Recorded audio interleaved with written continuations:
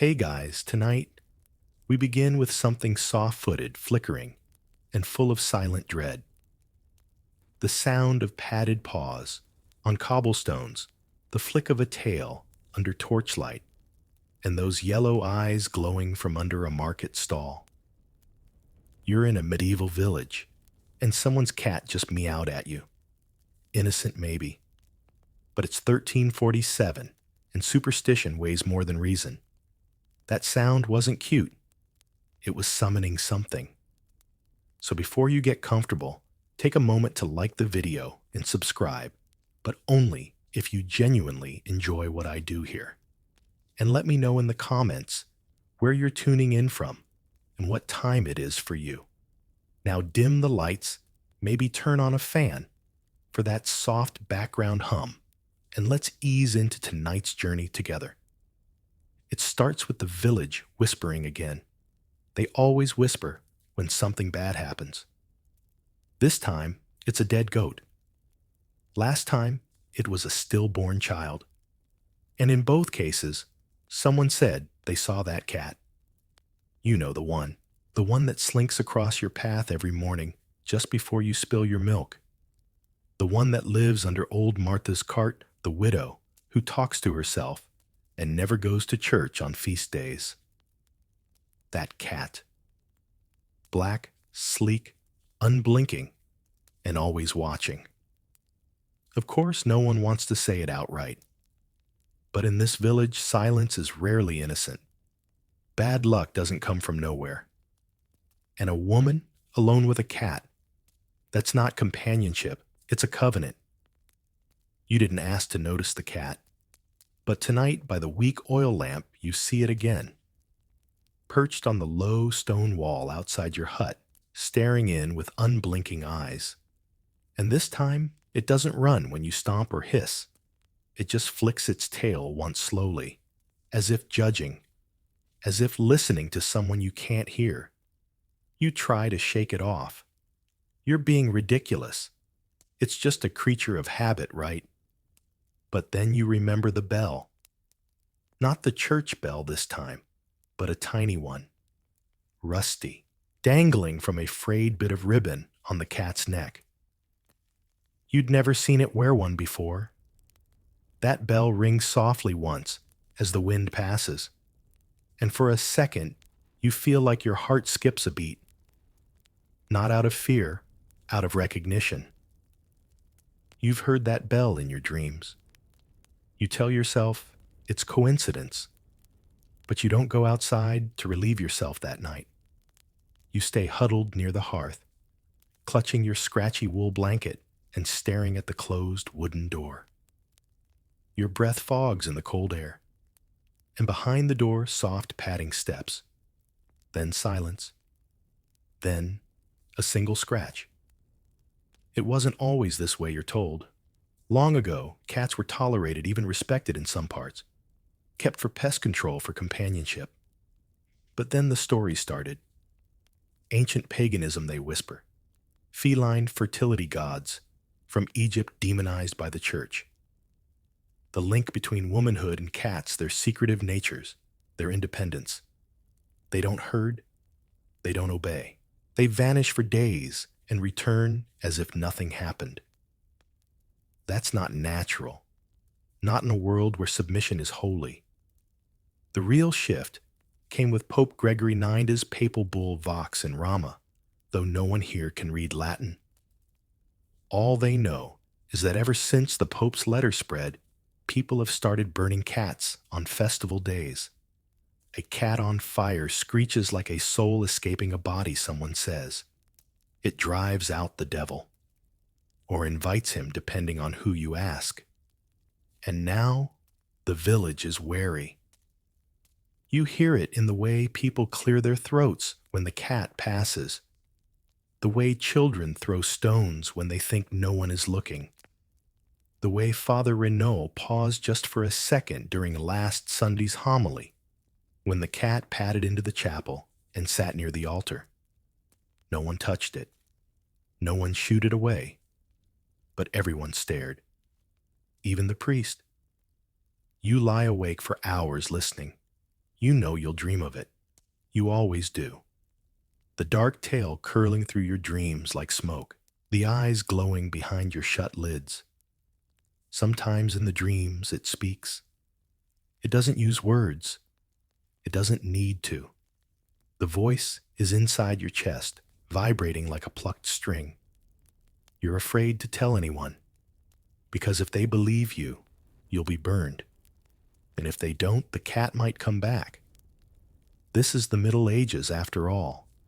Justice isn't about proof. It's about suspicion. And right now, you're very suspicious. You were born under a bad sign. Not a comet or an eclipse, though those certainly don't help, but under the gaze of a cat that wandered into the birthing room. It rubbed against the midwife's skirt, blinked once, and then vanished through the cracked door before anyone could stop it. The villagers never forgot. You, of course, don't remember this, how could you? But everyone else does. You're the child born with eyes like a cat's, they say. You've checked your reflection in the pond 100 times. Your eyes seem normal. Dull, tired, vaguely terrified, like everyone else's. But superstition doesn't require evidence, just repetition. And you've heard that tale too many times to ignore. It follows you like a shadow. Every time something small goes wrong, a neighbor's goat falls sick, someone's ale spoils early, a storm comes out of season, it circles back to you. Not because you did anything, but because the cat did. And you saw it again last week, didn't you, cats? In medieval Europe, weren't just animals. They were omens, metaphors. And sometimes, if you asked the wrong monk avatars, the devil himself had to travel somehow. And why not in the form of something sleek, quiet, and ever-present? That's what they say. That's what they believe. That's what you've been raised on. And it's not just black cats. That's a later simplification. No, any cat that stared too long, walked too straight, or vanished too quickly could be accused. White cats were said to be spectral. Gray cats were witch-colored. Striped cats carried the devil's barcodes. The logic didn't need to make sense, it just needed to feel right, which it often did. Especially at night, when your candle flickered and that low yowling came from under the floorboards. It wasn't yours. You don't own a cat.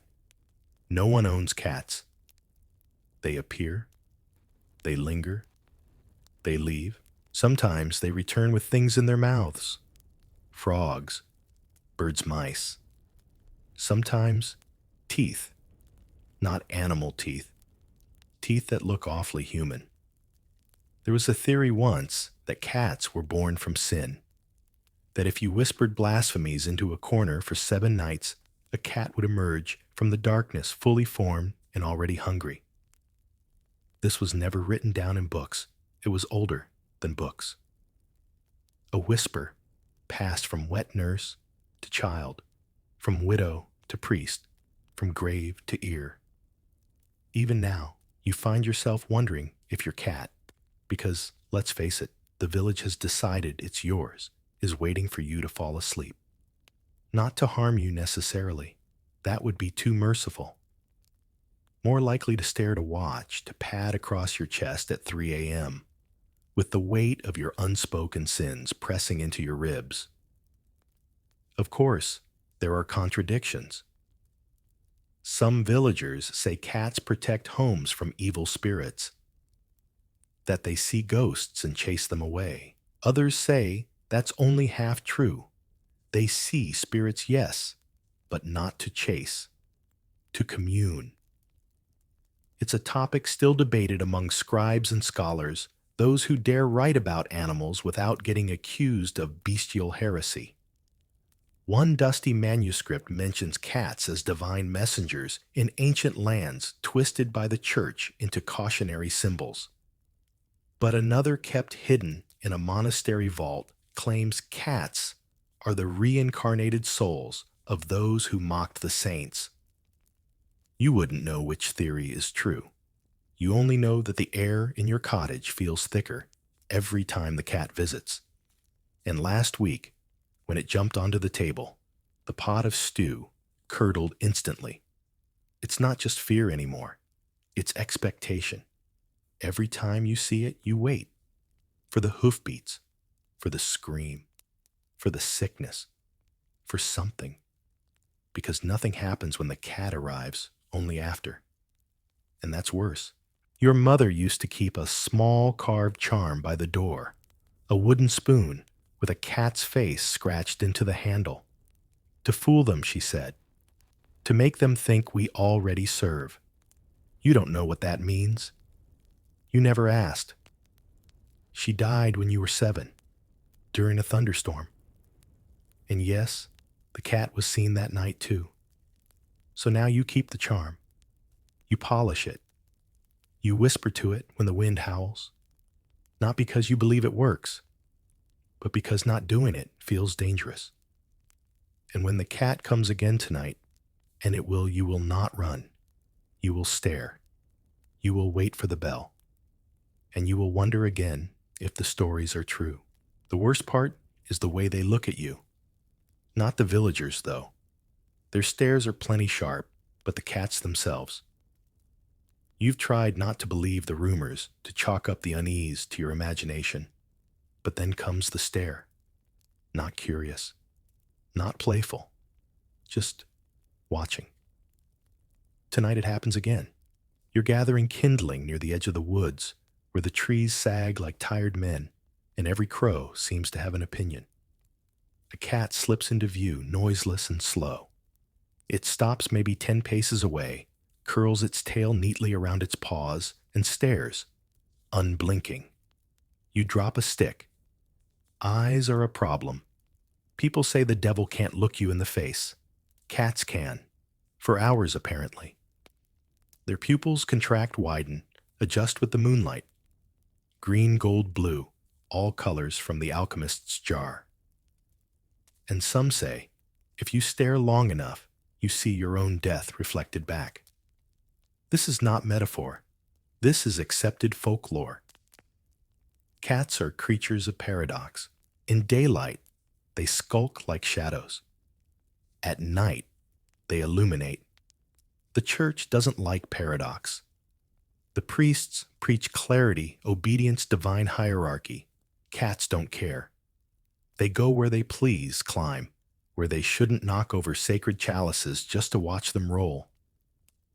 In the marketplace, one sat atop a basket of eels and stared down a bishop's mule until it refused to move. The mule, not the bishop. That animal wouldn't budge for half an hour, and when it finally did, it left behind a suspicious puddle. No one laughed, at least not loudly. But the fishwife who owned the cat was fined 3 pence the next day for disruptive familiarity with an unclean beast.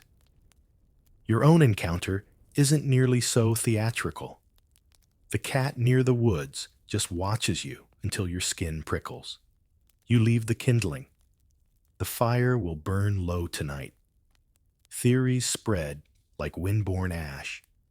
Cats people say don't blink because they aren't just watching. They're listening. Listening to voices not meant for human ears.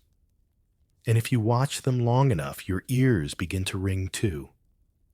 Not loudly, just enough to wonder if you're hearing whispers from somewhere inside the walls. There's a phrase that's been growing in popularity among the youth catborn.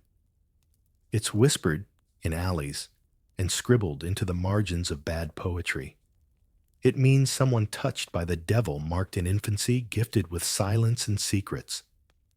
You've heard your name next to it more than once. One boy dared to say it to your face. You remember his name, Petrin. His left eye has twitched uncontrollably ever since. You didn't touch him. You didn't do anything. But the next day, he found a dead pigeon in his bed. Perfectly preserved. Eyes open. Head twisted completely backward. The cat was seen leaving the window. Coincidence? You're not allowed to believe in those anymore. and still the eyes follow. In dreams now, in mirrors, in puddles, once in the glint of a butter knife.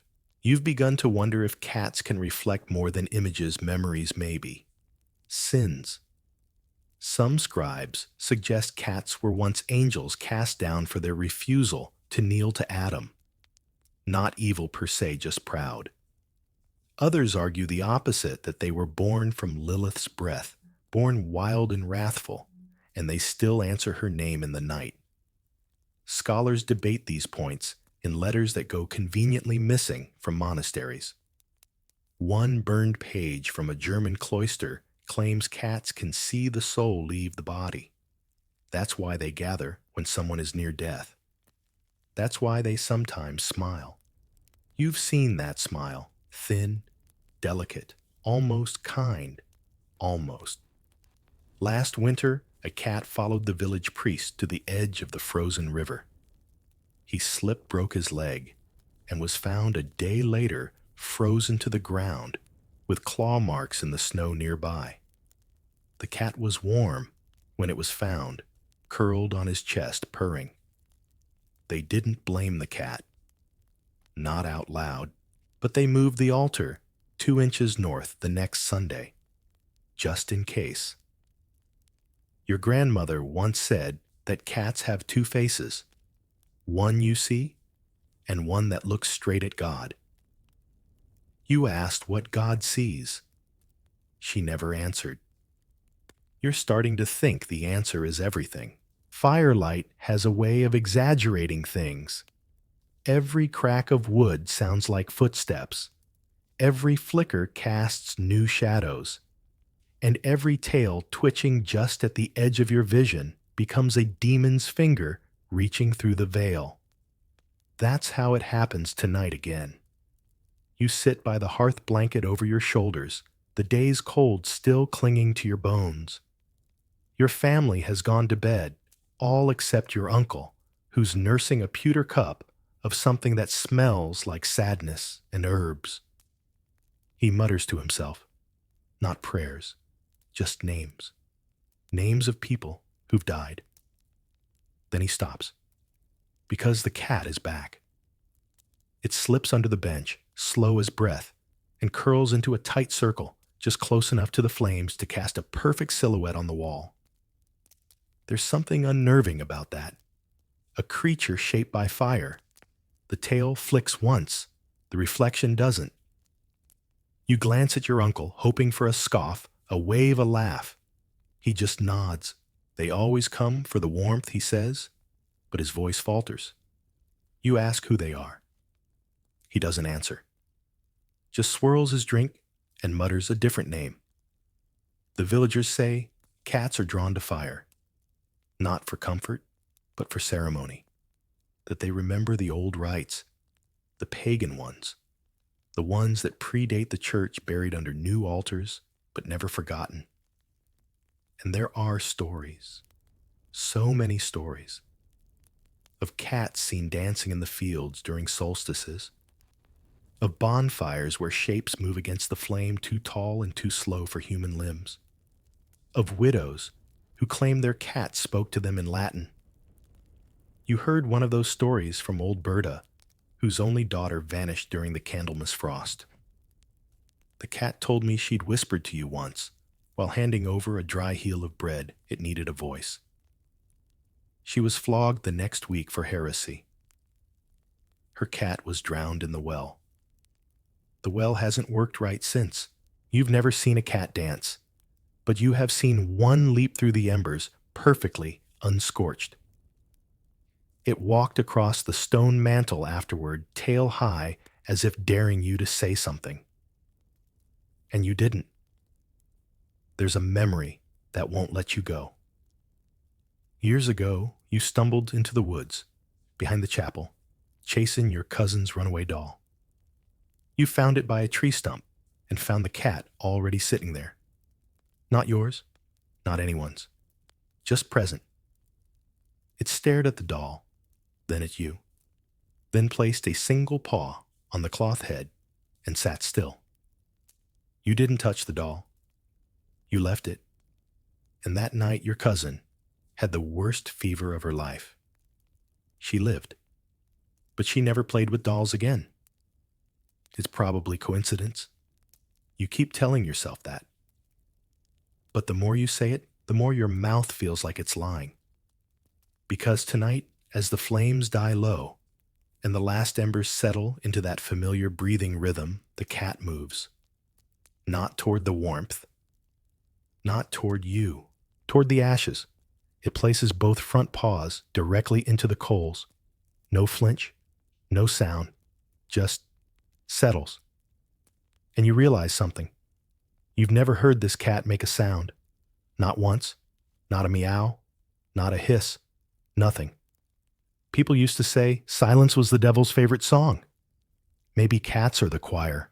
It begins to dawn on you that the church isn't helping, not in the way you hoped. You thought maybe Father Renaud would offer comfort, or at least guidance.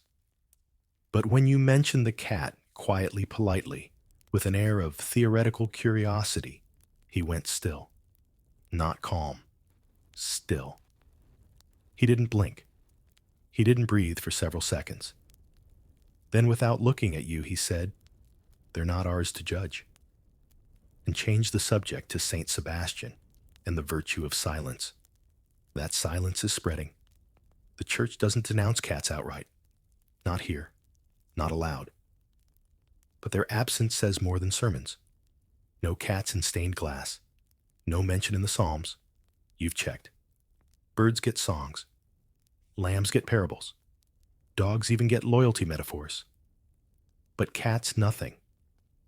Just a suspicious emptiness in the narrative of creation. You start to notice other absences. A boy who used to carry a ginger cat on his shoulder no longer comes to Mass. The widow near the mill hasn't drawn her shutters in a week, and the alley behind the apothecary, once alive with soft yowls, has gone silent. The apothecary claims it's due to a pestilence among the rodents, but his face is pale when he says it, and you saw the claw marks on his cellar door. You begin to ask questions, softly, carefully, about why the church avoids the topic, why the priests flinch when a cat pads into the sanctuary during evening prayer. You even ask the traveling friar, the one who sells indulgences from a cart and claims to have touched a relic of St. Agnes. He laughs a little too loud and tells you the story of Pope Gregory IX and his infamous Vox in Rama. A bull, he says, not the animal, the decree. In it, Gregory detailed visions of heretics worshipping a black cat that turned into a man and then into the devil himself. It's widely believed now by scholars who speak from the safety of time that Gregory was chasing rumors. But in the 13th century, his word was law. That's when cats began disappearing, burned en masse in some places, hanged in others, even crucified in the town of Ypres if the tales are true. The friar offers you a charm iron shaped like a rooster.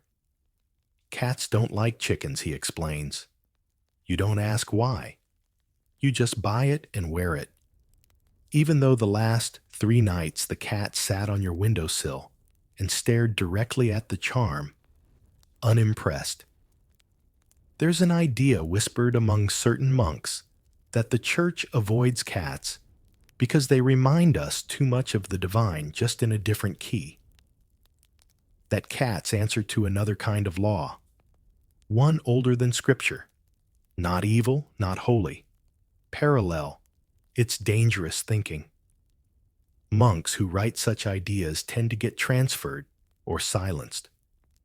Their books disappear into the restricted vaults. You once saw one of those vaults. A brass door in the monastery's east wing. No handle. Only a symbol, a paw print encircled by Latin text. You couldn't read it. But the cat standing beside the door looked like it could. And still, the church says nothing. But their silence sounds a lot like fear. The village never feels darker than it does when the sun sets early. And in winter, The sun seems eager to leave. It disappears behind the hills by mid-afternoon, turning the sky bruise purple, casting long, unnatural shadows across the cobbled paths. That's when the women begin lighting the hearths, when the men come in from the fields, when the children are told, "Stay inside tonight." And that's when she emerges. Her name is Ilsa. No one says her full name. No one even uses her title widow, although she's been one for 27 years. She lives alone at the edge of the village near the old shrine, where trees bend in strange directions and mushrooms grow in circles. Her house isn't large, but it's crowded with cats. You've counted 11, maybe 12. They slink over the fence posts, sleep in the trees, nestle under her thatched eaves. Black, gray, mottled brown one with only 3 legs, one with no ears. They gather silently at her door, like churchgoers waiting for a sermon. You're told not to go near her. She keeps the old ways your mother once whispered, followed by the sign of the cross. But part of you is drawn to her. Maybe it's curiosity. Maybe it's because last autumn, when your ankle was twisted and no priest had time for you, she did. She pressed a bundle of herbs into your hand and told you to sleep with it under your pillow. The swelling vanished by morning. And the next night, one of her cats sat at your doorstep. You didn't shoo it away. Ilsa doesn't go to Mass. She doesn't work the fields. But somehow, she has enough to live on. Her hearth always smokes. Her garden grows faster than the village priest's sermons. And most suspiciously of all, her cats never fight. You've seen it. A dozen cats sitting in eerie peace on her roof, blinking slowly in unison. Cats don't do that. Not in the wild. Not in the cold. Not unless they're told. They say she speaks to them, that they listen. That once, a tax collector tried to evict her. The next morning, he was found in his bed, alive, but missing his voice. His tongue, some say, had turned black and curled. The church can't touch her. Not directly. There's no proof. But her name comes up in every whispered conversation about sin, every fearful glance toward the woods. If someone falls sick and a cat was seen nearby, it's her fault. If a baby is born with a twisted limb, her shadow passed the window, didn't it? Yet no one confronts her. Because even the bravest men know superstition makes cowards of us all. You pass her cottage once a week on your way to gather firewood. You never stop. But sometimes you glance up and she's there staring back. Not unkindly, just knowingly. And beside her always is a cat. Not the same cat. They rotate, a new sentinel each time. They sit like stone guardians' tails, wrapped neatly, pupils slitted even in dim light. And one time, just once as you hurried past on aching feet, Ilsa lifted her hand, and the cat beside her turned its head to you and nodded. You remember that, because cats don't nod. Theories flood your mind. You've heard that cats are familiar spirits given to witches by demons. Helpers, spies, sometimes messengers. They take food, they return with whispers. If a witch is hanged and her cat vanishes, it's said her soul lives on in its eyes. Ilsa's cats never vanish. They multiply. You ask your grandmother cautiously if familiars are real. She doesn't answer at first. Just stirs her broth and mutters, "They don't need to be real, just believed in." And they are. So very much. This belief, scholars argue, was part church doctrine, part village myth. The clergy needed a symbol of heresy that was tangible, unlike demons, which were abstract and invisible. Cats were perfect, ubiquitous, familiar, easily turned from friend to threat, and tied, whether fairly or not, to women. especially women who lived alone, who knew herbs, who ignored authority, like Ilsa. In fact, some church manuals included checklists for identifying witches. On that list keeps a black cat right beneath, uses unapproved prayers, and refuses to confess. The logic was circular. If a woman kept a cat, she was suspicious. If she was suspicious, her cat was demonic. If her cat was demonic, she was a witch. And if she had more than one cat, well, you find yourself watching Ilsa's cats more than you should. They move differently. They seem to appear where they shouldn't on rooftops with no ladder in locked barns, once even inside the locked chapel. No one knows how it got in. It sat on the altar for the entire service. No one moved. No one breathed. Father Renaud's voice cracked mid-psalm. He's been unwell since. But the cat, it walked calmly out the front doors as the final bell tolled, like a priest dismissing a congregation. Back in your home, you light candles earlier now. You keep the rooster charm from the friar in your pocket. And when you dream, it's of Ilsa's roof, covered in cats, each one staring at the moon, waiting for something. Not you. Not God. Something older. Something that remembers the first name ever whispered in the dark and responds. It begins with a scream. Not yours. Not this time. It echoes through the village just before dawn, ripping the quiet like fabric. You and the rest of your family bolt upright from your flea-ridden straw pallets. Someone is shouting. Not for help, just shouting, panicked, repetitive, senseless. You recognize the voice. It's the baker's wife. You scramble out of bed, bare feet, hitting the cold dirt floor. You don't wait for permission. The village is already awake, half-dressed, in confused lanterns, flickering like fireflies in the fog. You follow the voices to the baker's home. His yard smells of scorched wood and barley dust. And blood. You see her kneeling there, screaming, hands pressed to her face, hair wild. Someone tries to pull her away. She won't move. You peek past the crowd, and you see the girl, lying in the garden, her head at an angle the body never naturally chooses. It's Alanette, the baker's daughter. Only 12. Her limbs are stiff. Her eyes are open. And beside her, curled peacefully into the fold of her shawl, is a cat, still alive, still purring, still staring. No one touches it. Someone mutters, "That's the widow's cat." Someone else whispers, "No, it's the girl's. She fed it bread last week." Another claims, "It was seen sleeping in the chapel 2 days ago." And suddenly, the cat isn't just a witness. It's a suspect. That's how fast it happens here. No one knows how the girl died. There are no wounds, no bruises. Just a pale blue tinge to her lips, like she was frozen from the inside. The cat sits quietly beside her body for an entire hour until the priest finally steps forward, holding a silver cross like it's a weapon. He approaches slowly, carefully, and says a prayer that's more muttered than spoken. The cat watches him come, and when the prayer ends, it simply gets up, stretches, and walks away. No one follows it. Later you hear the whispers. People say the girl had been acting strange, laughing too much, drawing symbols in the mud, humming to herself in strange rhythms.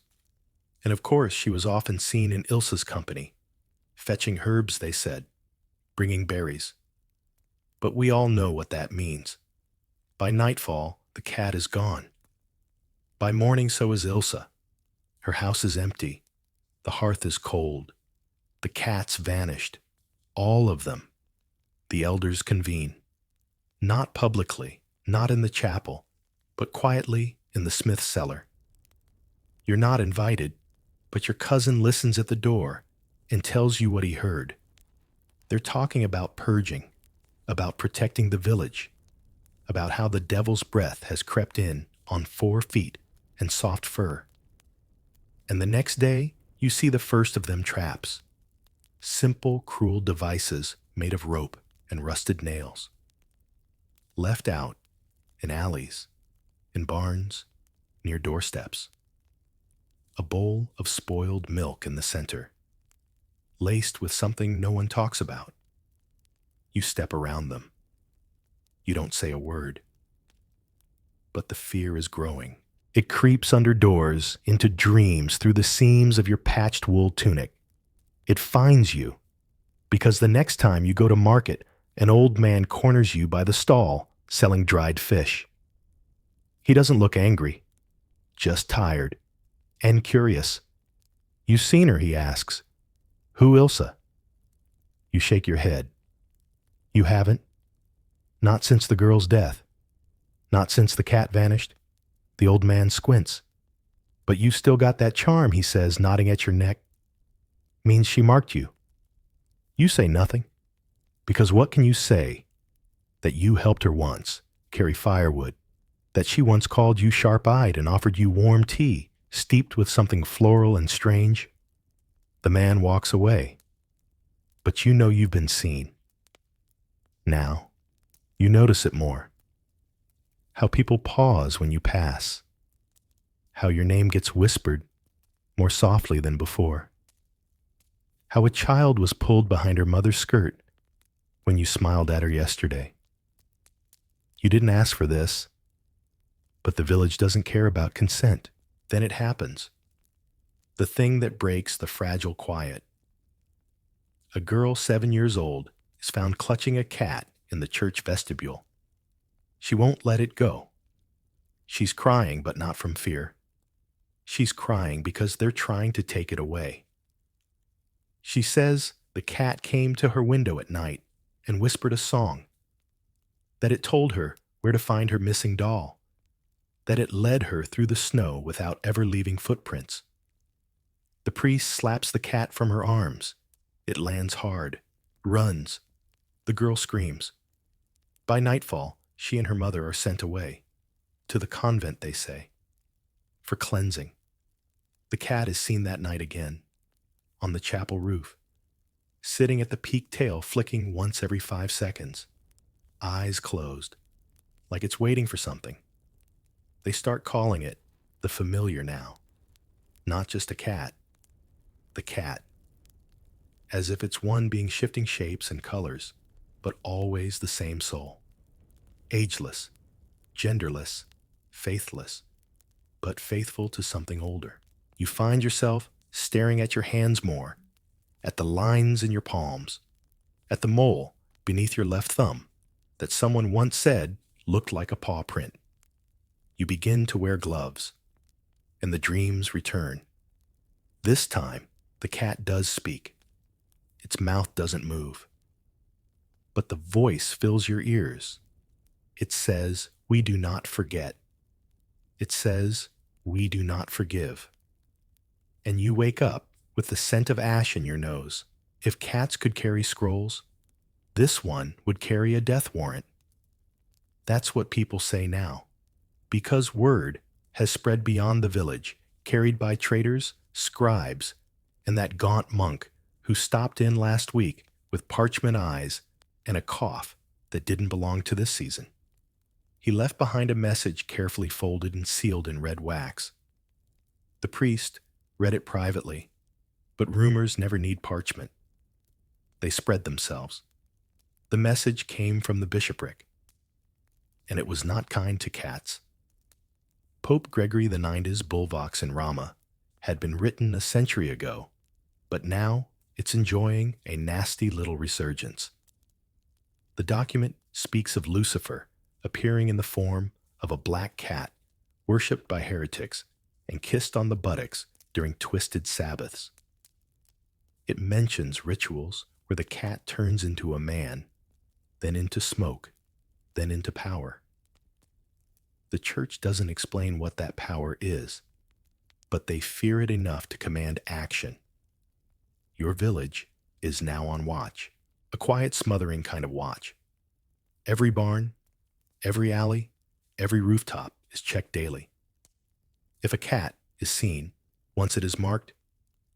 If it is seen twice, it is caught. If it is seen 3 times, it is burned. They're called cleansings. You witness the first one from the edge of the square. You don't want to, but your father drags you along. Everyone watches, he says, or they start wondering. The cat is bound in twine hung from a crooked U-post. Its fur is streaked with mud. Its eyes are wide. It does not thrash. It does not cry. It stares. A boy lights the pyre. His hands shake so badly, he drops the torch twice. When the flames catch, they leap like they've been waiting. The cat disappears in smoke. People pray aloud. You try not to be sick. You hear someone say, "That'll teach the devil to keep out." But your stomach turns because deep down, you know if this was meant to scare him off, it probably only made him curious. The next night, 5 cats are seen near the chapel. And the night after, someone finds claw marks on the priest's door. They try to rationalize it. Say it's a coincidence. Say it's just paranoia. But the firewood burns faster now.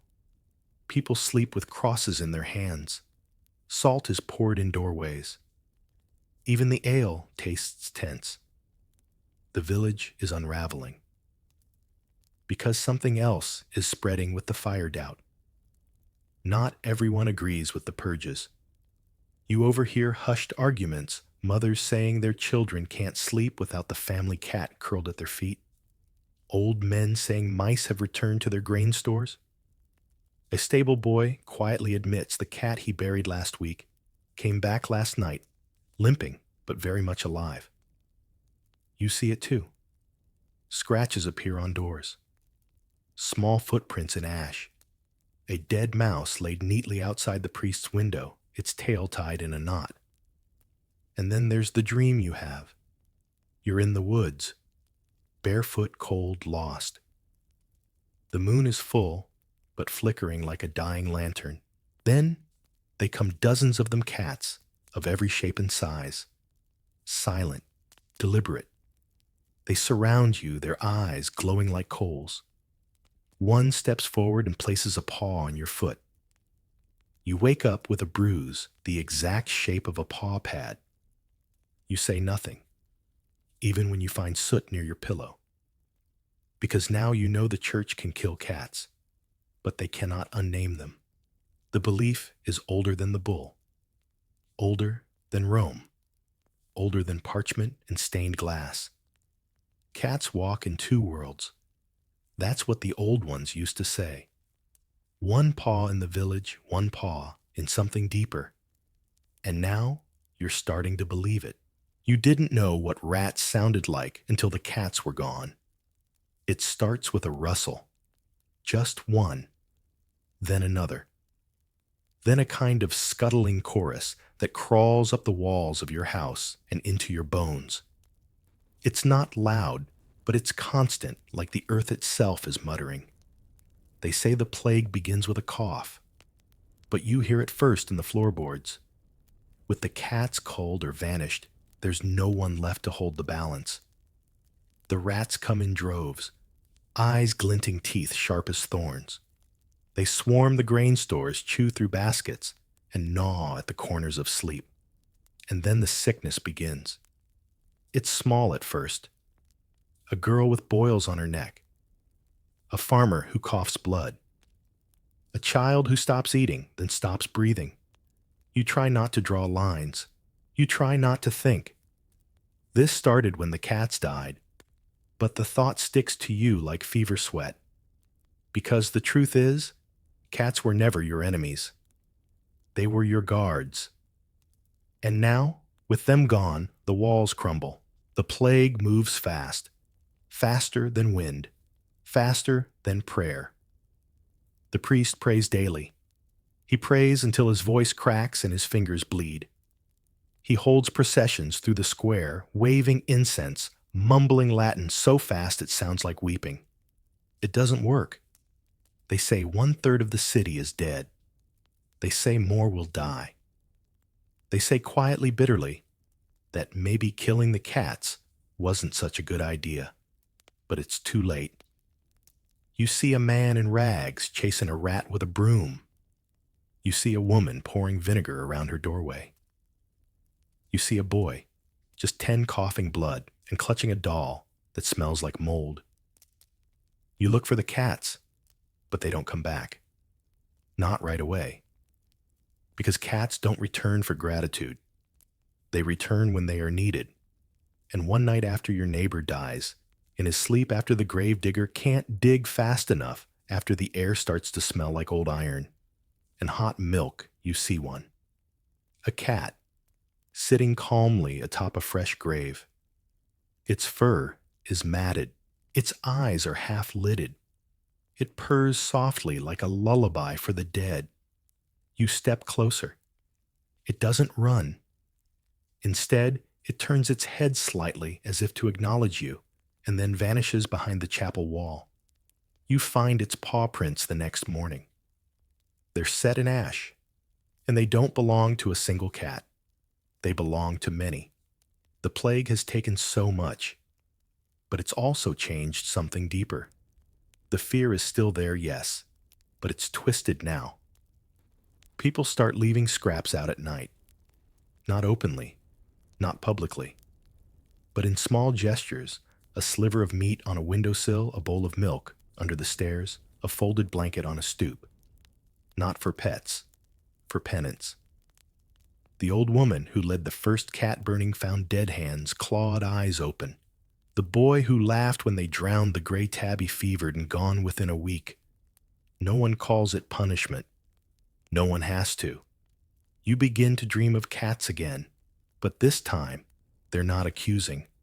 They're judging. The verdict is not yet known. It doesn't matter where you go. Every village, every market town, every roadside chapel, people talk about cats, but they don't talk to them anymore. The fear, once local, has bloomed into something continental. Like a fungus feeding on anxiety. Superstitions stretch across borders faster than armies, faster than merchants, faster than disease.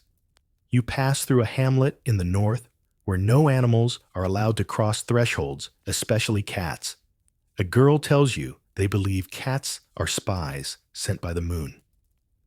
You smile politely, but she doesn't laugh. In another village closer to the coast, you hear of a woman who paints her doors with fish oil to attract cats. They'll come, she says, if your house is clean of liars. And elsewhere, an abbey in the foothills, you glimpse a crude carving on the monastery gate, a cat surrounded by stars, its tail twisted into the shape of a serpent. The monks say it's a warning, or maybe a map. Superstition doesn't need consistency. It just needs repetition. In Flanders, you overhear a tale about cats gathering on rooftops, during storms not hiding from the rain, but summoning it. In Prague, they believe the devil keeps 9 cats, 1 for each life. When one dies, he replaces it by claiming the soul of a child.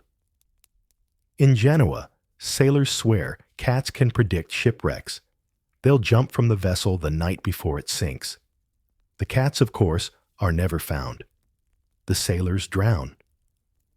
In your own village, the stories grow more creative each week. A boy claims he saw a cat disappear into a tree. A milkmaid swears her cow stopped producing until a cat walked under its belly 3 times. And an old shepherd, mostly blind, insists a cat spoke to him in rhyme and told him where to find a lost lamb. He found it, alive, still nursing. The shepherd has since started sleeping outside, waiting for the cat to return. No one doubts him, because doubt is dangerous now. Belief is safer, even if it makes no sense. Even the church shifts its tone. Less condemnation, more vagueness.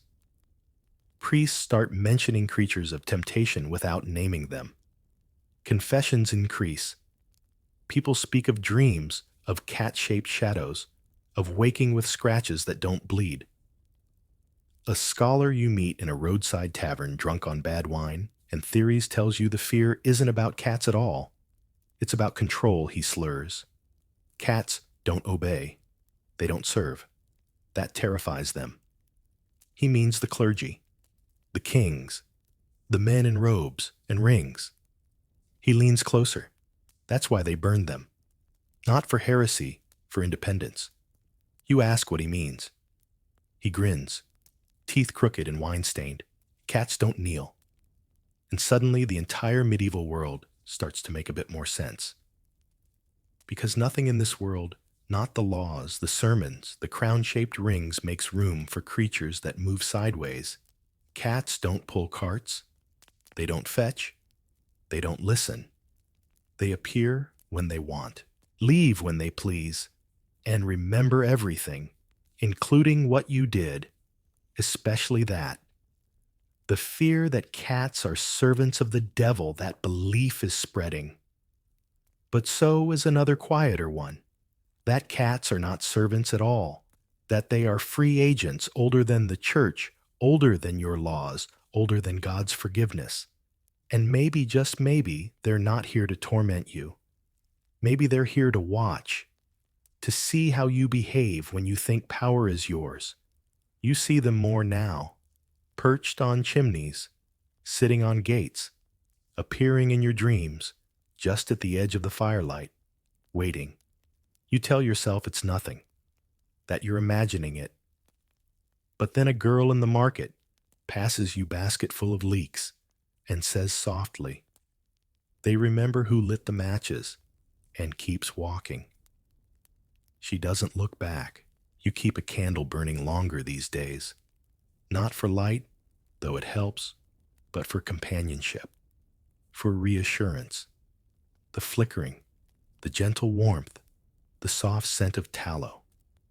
Anything to break the grip of cold and shadow, to push back that sense of being watched. Because you are. You've seen them again. Not just in the village now. Not only near the chapel or Ilsa's vanished cottage. They're in the fields, on the ridge above the mill, beneath the carts left to rot by the roadside, in the trees outlined against the winter moon like strange fruit. Cats, more of them than before, and more confident, no longer slinking in shadows or scurrying from thrown boots. Now they sit plainly, in doorways, on windowsills, on graves. And every time you pass one, you feel your heart pause, just a little, like your blood is listening for something your ears can't hear. The others see it too. They just don't say much. Words are dangerous now. The cats have become a mirror. You notice it first with the butcher. He once bragged about drowning 6 kittens in a barrel, claimed their mewling haunted him for a week. No one laughed, but no one condemned him either. Then last month his hand slipped while carving a boar. Took off 2 fingers. He claimed it was an accident. But 2 days later, a cat was seen sitting on his rooftop tail, flicking to some silent rhythm. And his wife said just loud enough to be heard, maybe it was judgment. She didn't mean it kindly. She meant it fearfully, as though she'd just spoken aloud in front of something that does not forget. They say animals can sense good from evil, but cats seem to sense regret. They hover near the guilty loiter, near those who thought they'd gotten away with something. And when they stare, it's not blank. It's diagnostic. The cobbler's apprentice, a rude, sneering boy, once tried to kick a stray cat that brushed his leg. He missed. But that night, his bed caught fire. Not the room, just the bed. The flames left his boots untouched, but his hair hasn't grown since. He hasn't spoken either. You wonder, are the cats doing this, or are they just witnesses? Both options are terrifying. You dream of them nightly now. Not in grotesque ways. Not monstrous. Just present. Watching you sweep the floor. watching you pour water into your cup, watching you breathe. Their presence is more than symbolic. It's metaphysical, philosophical. They have no place in a society obsessed with order, with obedience, with linearity. A dog will come when called. A cat will look at you and decide. Medieval society does not thrive on decision-making from peasants, least of all from animals. But cats, they do what they want. That makes them dangerous, especially now, because the plague still lingers. And now, whispers return not of witches, but of conduits.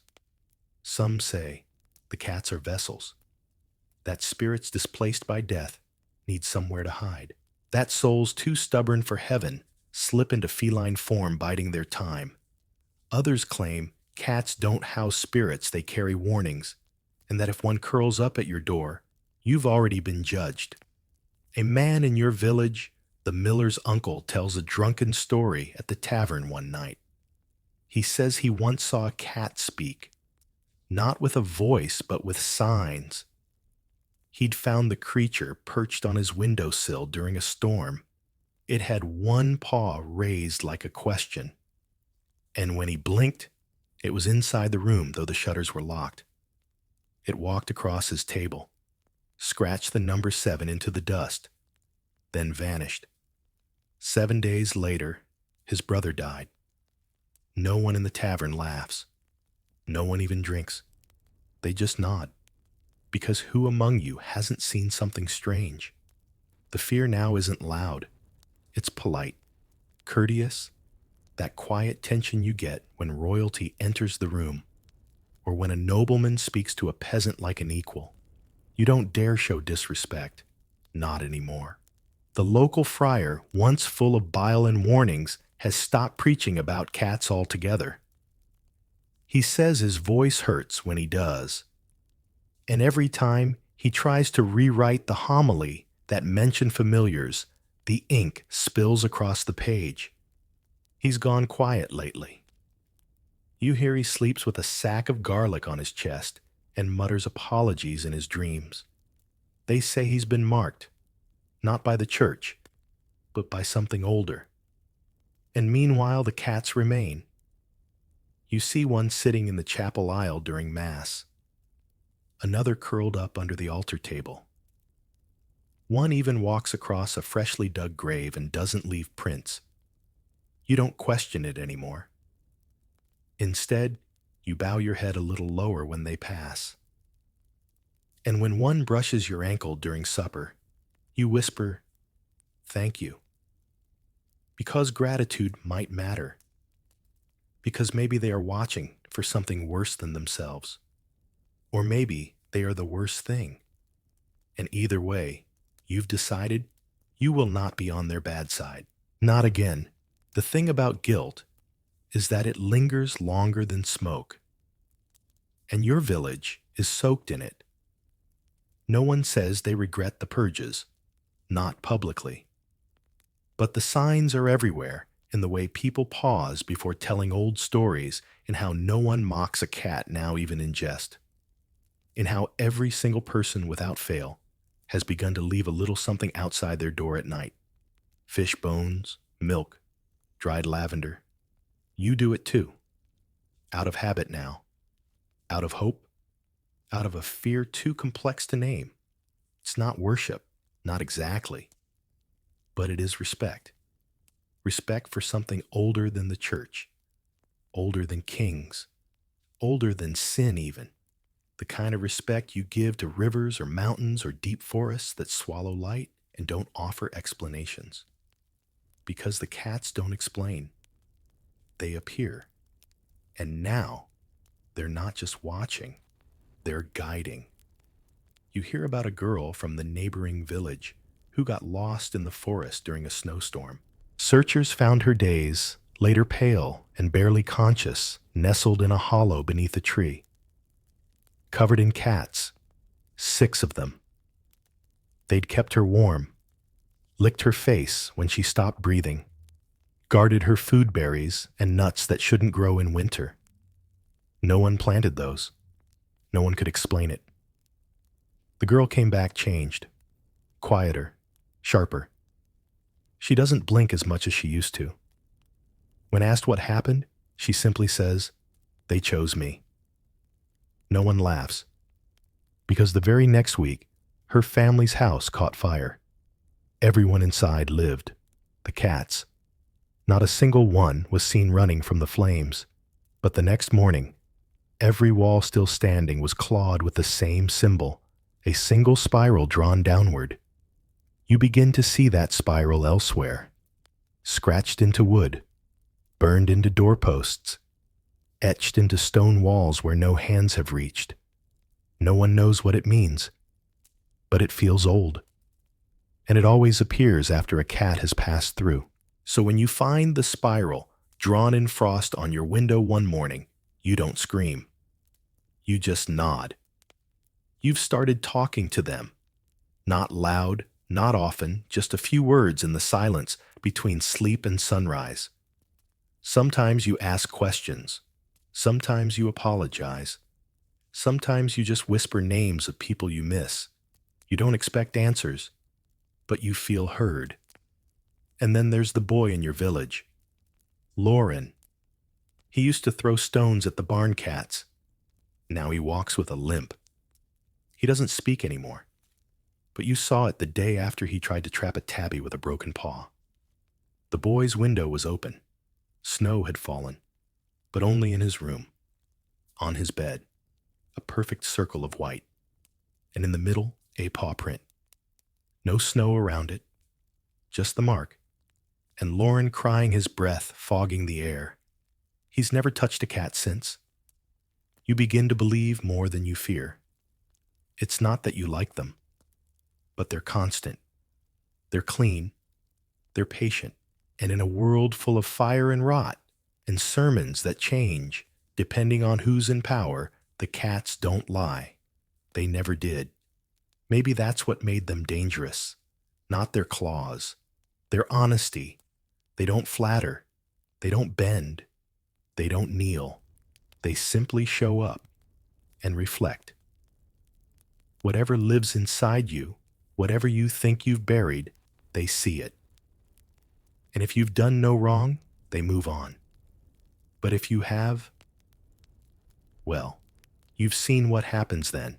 The old monk arrives on foot, wrapped in a wool cloak that drags like a second shadow. No horse, no donkey, just a gnarled staff and sandals so thin they seem theological. His name is Brother Aldrich. No one knows who sent for him, but the priest greets him at the chapel steps like a long-lost uncle. That in itself is suspicious. You watch from behind a cart stacked with firewood. The monk says little nods often and smiles exactly once when a cat walks across the path behind him. It's a pale thing, thin and long with eyes like a tarnished coin. It makes no sound. The monk doesn't look at it directly, but when it pauses, tail curled like a question mark, you see his fingers twitch around his rosary. He knows. That evening, Brother Aldrich gives a sermon. Not in the chapel outside in the square. The pulpit is a barrel. His voice cracked and soft bends the crowd like reeds. He speaks of demons, of subtle deceptions, of creatures made not to serve but to mirror. He never says the word cat, but everyone hears it. And when he finishes, he produces a small book, bound in blackened leather. He offers no name, no title, just a phrase. There are truths not blessed by parchment. No one asks to see the book. No one wants to see the book, except you. That night, you sneak into the chapel. He sleeps there, on a mat of hay behind the altar. You don't approach. Just look. But the book isn't by his side. It's in the rafters. And beside it, watching you, is a cat. The same pale thing from earlier. You step back. The next day, Brother Aldrich holds council with the village elders. Not the whole council. Just the ones who've spoken kindly of cats in the past year. You hear raised voices. Then silence. Then the sound of something heavy being dragged. One elder disappears. The others grow quieter. That evening, a cat is found dead by the well, poisoned. Its fur is singed. Someone whispers that it was an offering. Someone else says it was a warning. You believe both, because that night, the well runs red. Just for an hour, just before dawn. By sunrise, it's clear again, but the message has been sent. And the cats, they return. Not in crowds, not in protest, not in vengeance. They simply reappear on rooftops, on fences and doorways, one by one. Calm, alert, waiting. Brother Aldrich doesn't speak the next morning. His staff leans against the chapel door, snapped clean in half. The book is gone. The rafters are empty. But you find a page beneath your window, just one. Not written in Latin, written in symbols, drawn carefully, clawed even. Each curve familiar like the shapes the cats trace in the dust when they circle your feet. You don't know what it means, but when you show it to your grandmother, her face pales. She folds the page without a word and places it beneath the hearthstone. Then she boils milk, pours it into a chipped bowl, places it on the windowsill, and says, "You'll sleep better now. You do. Because the cats are back. There's a new rule in the village now. No one talks about the past month. Not openly, not even in whispers. They say it was a fever dream, a spiritual disturbance, a test of faith. The priest says the devil tried to shake your foundation. Brother Aldrich, for his part, has vanished no farewell, no blessing just gone. His staff was found upright in the churchyard, balanced impossibly on its broken end. A cat was curled beside it, sleeping. It left when the bell tolled. Still, the quiet feels fragile, like cloth stretched too tight. You know this isn't over. The cats didn't disappear. They merely repositioned. You start to notice patterns. One sits beside the well every morning facing west. Another visits the mill once a week, circles it 3 times, then disappears. And there's one, the orange-eyed one that follows you. Not closely, not in secret. Just far enough that you always see it if you turn. You test it one day with sudden corners and narrow alleys. It never breaks pace, never gets closer, just watches. You ask your grandmother what it means. She stirs her pot 3 times counterclockwise and says, "You've been chosen." You ask for what she doesn't answer. Instead, she pulls out a bundle of dried herbs, ties them with a thread the color of ash, and tucks them into your sleeve. For luck, she says, or for apology. The next day, you find a kitten on your doorstep. It's not like the others, too small, too new. Its fur is white as soap, its eyes still clouded.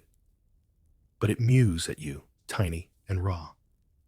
And you make the first mistake of your life you're glad to make. You pick it up. Its bones are fragile. Its breath is warm. It settles into your arms with immediate trust. And from somewhere in your blood, a memory stirs of comfort, of guardianship, of being seen. You name it nothing. You don't name cats anymore. You feed it milk. Wrap it in cloth. Let it sleep beside your bed. And each night, it dreams its tiny paws twitch as if walking somewhere important. You try to dream too. But your dreams are too full now. You see maps, not of land, but of influence. You see lines drawn between villages, between people, between things hidden under soil. Cats walk those lines. Cats draw them. And in the center of all those threads, you see the spiral. Always the spiral. One morning, the kitten leads you to the woods. You think it's coincidence, but then it stops at the edge of a clearing and looks back. You follow. In the clearing, you find stone, flat ancient, ringed with moss. On the stone paw prints, dozens, hundreds, all facing inward. And at the center, a single word scratched deep. You don't recognize the script, but you understand it. It says witness. You carry the kitten home. And that night you wake to find 5 cats sitting in your room. Not threatening, not even curious, just present.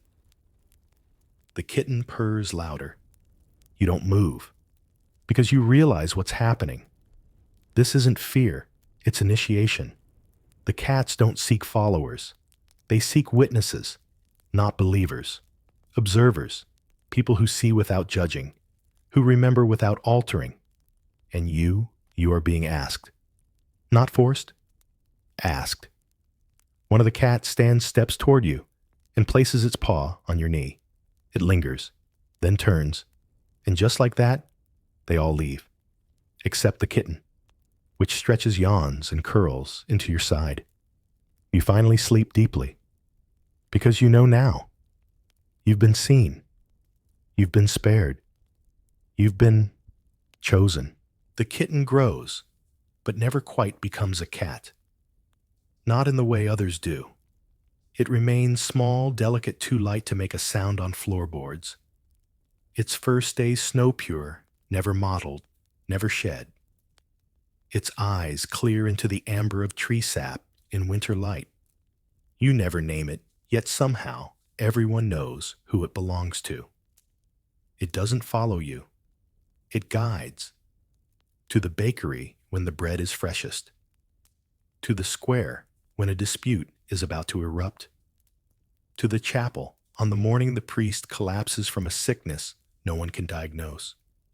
You're not even near when it happens. You're in the garden, pulling roots from hard earth. But the kitten stiffens, lifts its head, and runs. You follow. By the time you arrive, the chapel is full of silence. The priest is on the ground, wheezing. The others don't know what to do. The kitten walks calmly to his side, sits, purrs. The priest's eyes open. He begins to weep. He survives, but he doesn't speak for 3 days. When he finally does, his voice is softer. Less sermon, more lullaby. And from that day on, he starts leaving bowls of water by the altar. Holy water's not just for people, he says when asked. No one argues.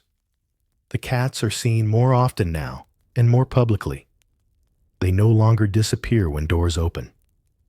They walk through markets like citizens. They sit on council benches. They wander through lessons with the village scribe. No one tells them to move. Because what if they don't? One walks across the blacksmith's anvil while he sharpens his blade. The blade snaps. The smith nods. Didn't need that one anyway. Another curls atop a barrel of salted fish. The cooper leaves it there for 3 days, saying it's watching for rot. Even outsiders notice. Travelers approach the village differently. Slower hats in hand.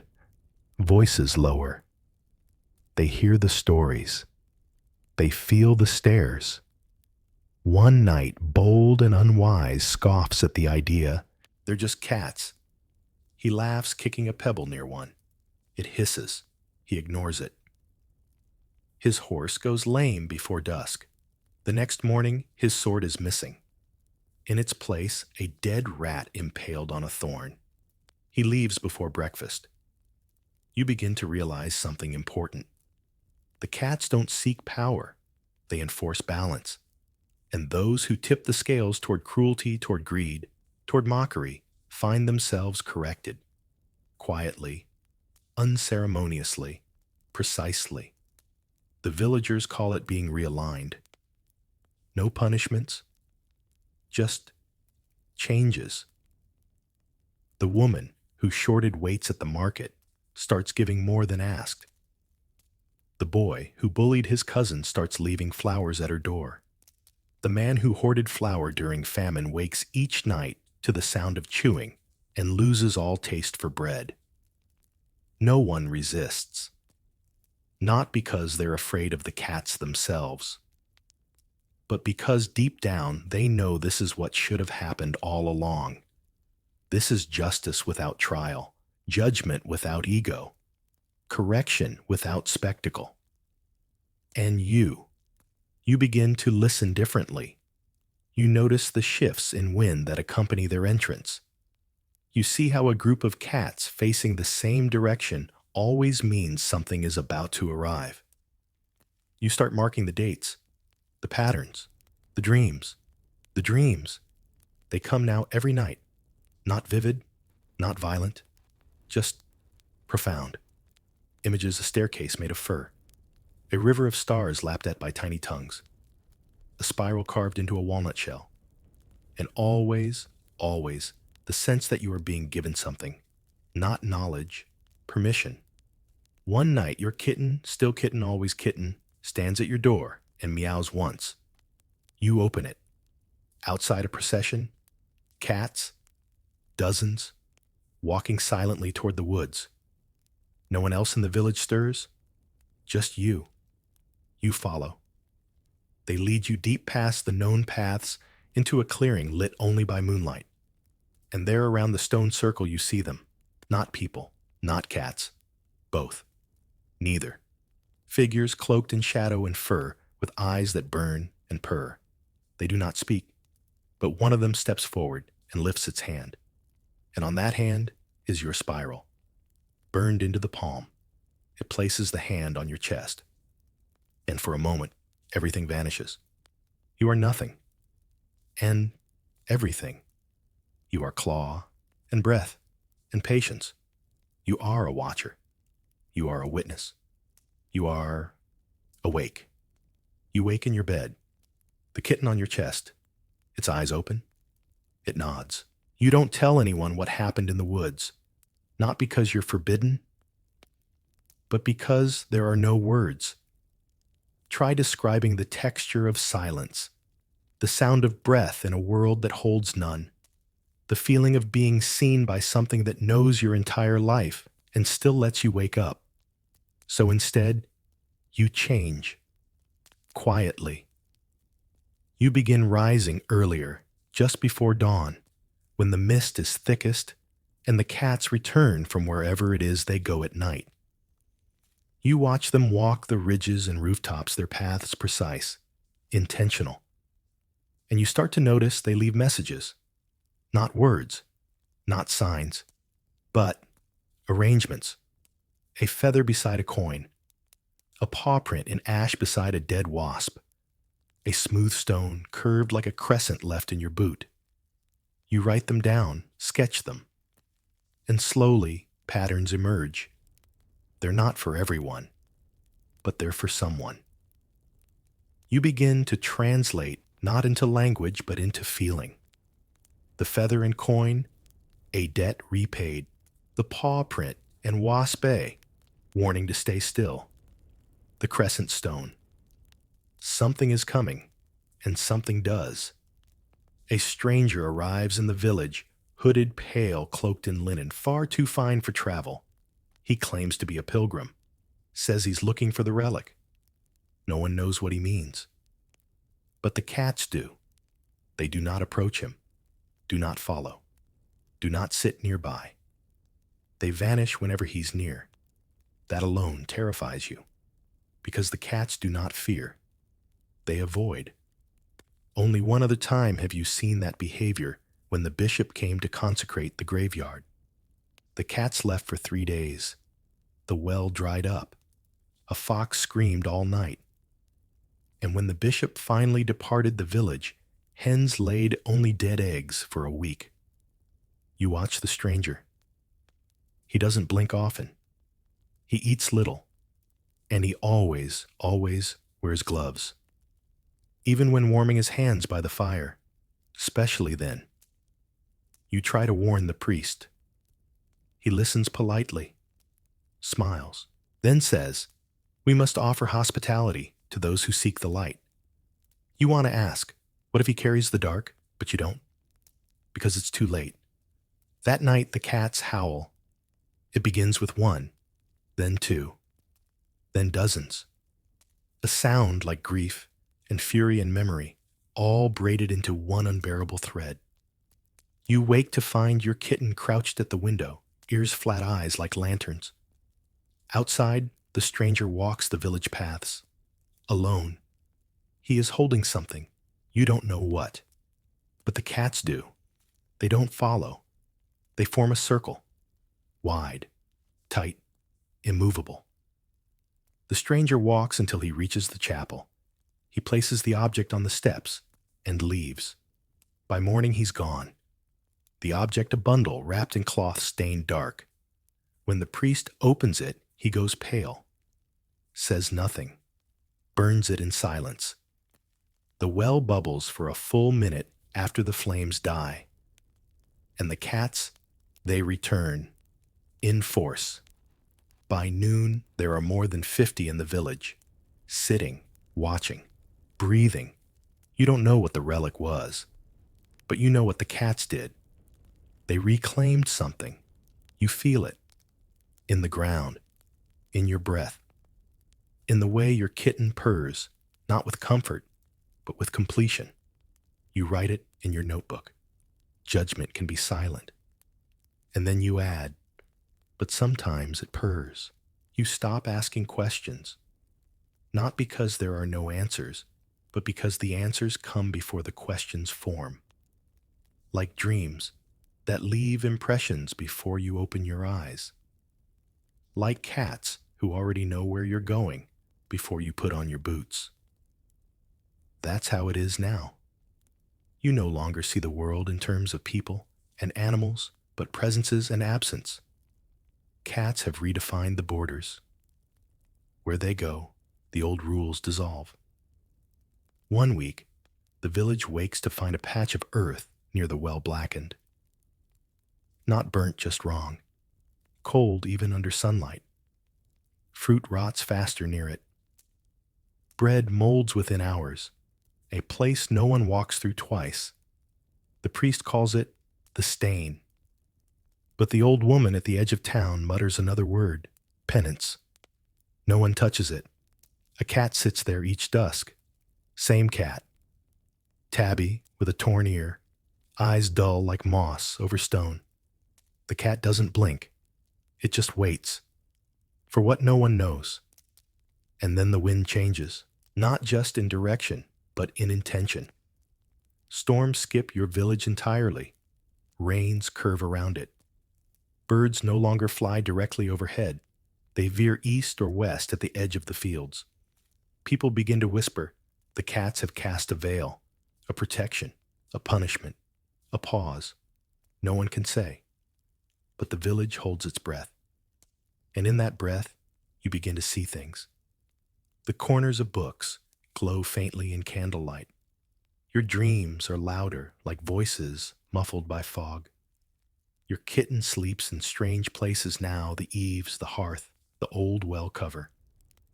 Each time something small changes, the bread rises better. The milk doesn't sour.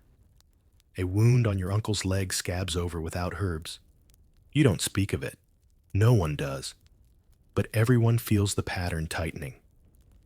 Then without warning, the cats vanish. All of them. Not gradually. Suddenly. At once. One evening, they are everywhere watching, pacing, breathing into cracks. By morning gone. Even your kitten. Even the tabby on the stain. Even the old crooked one who never left the chapel steps. Gone. And something else arrives. Silence. But not the peaceful kind. The kind that presses your ears like thick wool. That makes even footsteps feel rude. That carries the scent of waiting. You try to speak, but your words fall heavy. The birds return. Crows, mostly. But they do not sing. Just perch. Just watch. It lasts 7 days. On the 8th, it begins. A girl 14 collapses while drawing water. When they carry her home, her body is hot as coal. Her lips cracked. Her breath shallow. She opens her eyes once and whispers, I saw them all. Then nothing. She doesn't die, but she doesn't wake. And as she sleeps, the cats return. Not quietly this time. Loud, visible, purposeful. They walk through the square. They climb onto rooftops. They enter homes. And they choose. One per house. One per soul. Your kitten returns at dusk. It walks in, sits on your table, and stares at your hearth. Then with a low purr, it speaks. Not aloud, but through memory. You remember it speaking, though it never opens its mouth. You understand the veil has been tested. The girl saw beyond it. She is caught between, and the balance must be restored. The cats aren't judges. They're anchors.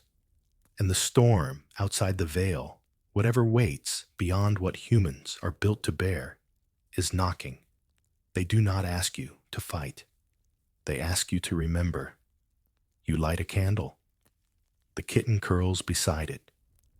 And in the flame's flicker, you see a shape, a paw print. Drawn in your shadow, the veil holds, but only just. The girl does not wake. Her body lingers like a candle's final glow, visible warm but spent. Her breath is steady now, but shallow. Like she's only halfway in this world, the other half stretched taut across something older. The cats never leave her side. 3 of them to be exact. 1 gray as stone, 1 white as fresh flower, and 1 striped like sunlight through shutters.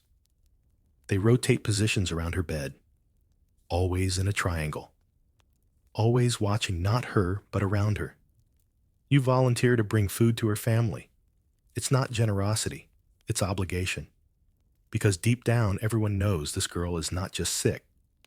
She's become a vessel, or a warning, or both. And through her, the veil is rippling. She begins to murmur in her sleep. Not words, but syllables that feel too balanced to be random. You write them down. One night, your kitten takes the parchment and paws it into the fire, then curls up with its back to you. You understand. Some knowledge is not for keeping. The cats are teaching the village now. Not openly, not in lessons, but in habits. They sit by the gardens until people remember to water their crops. They perch by the smith's forge when he sharpens blades too aggressively. They scratch at doors that haven't been opened to guests in weeks. Subtle corrections. No punishments. Just reminders. Some of them stranger still. One cat sits atop the bakery roof and won't move for 5 days. The baker's bread stops rising. He tries everything yeast warmth prayer. Nothing works. On the 6th day, he apologizes aloud, not to the cat, but to his wife, whom he had scolded sharply in private. The next morning, the cat is gone, and the bread rises perfectly. He cries into the dough, and no one mocks him, because everyone has had that moment now. You find yourself thanking the kitten when it turns its head slowly towards something you almost forgot. An overdue chore, a half-swallowed truth, a promise you meant to keep. And with each of these small acts, the air in the village shifts less brittle, more warm. People walk more gently, speak more clearly, sleep more deeply. But under it all, something is changing. Because while balance is returning, clarity is sharpening. You begin to see things, not visions, not spirits, but connections, threads between events, between people. You notice that every elder who once led the cat burnings now walks with a limp, that the alley where the first cat was hanged is now always cold, that a cat will sit on the chapel roof exactly 3 days before someone confesses a long-held secret. You begin keeping track, not to predict, to understand, because you've come to believe this isn't magic, it's memory. The cats do not punish, they preserve. They carry the weight of every action ever done against them. And now they're gently redistributing that weight, not cruelly, just evenly. Even your dreams change. You no longer fear them. You learn from them. The spiral returns always at the center of something, a pool of water, a curled vine, the curl of a sleeping kitten's tail. The spiral is not a trap. It's a path, inward, deeper. And at the center, a pause, a question, a waiting. The girl stirs in her sleep one morning. Not awake yet, but close. The cats stiffen. Then as one they blink. You blink too. And when your eyes open, you hear something. A voice. Yours. Saying something you never meant to say, but need to. And in that moment, you understand what the cats have been teaching all along. Not fear. Not loyalty. Not worship. Witnessing. To live is to witness. To see and carry. To hold the memory of what was even when no one else dares name it. You nod, and the kitten curls tighter, and the veil settles. For now, the girl finally opens her eyes. She doesn't sit up, doesn't speak. She simply stares at nothing and at everything. You're there when it happens, delivering bread, a bundle of thyme, and a jar of honey gifted by the widow down the hill. You don't expect anything different. She's been silent for so long, even her family has stopped hoping. But then her eyes blink open, slowly, smoothly, no flinch, just arrival. She looks at you, through you, and then she smiles, not with joy, with understanding. You drop the bread. She raises a finger to her lips, then points once at the window. You turn. A single cat, the same gray tabby with the torn ear who watched the stain near the well, sitting on the sill, tail still, eyes closed, as if to say, now we begin. The girl speaks that evening, not loudly, not quickly, but clearly. She says, they showed me the underneath. You don't ask what that means. You simply listen. They walk the lines beneath the earth, beneath the rules, where memory sleeps, where stories not.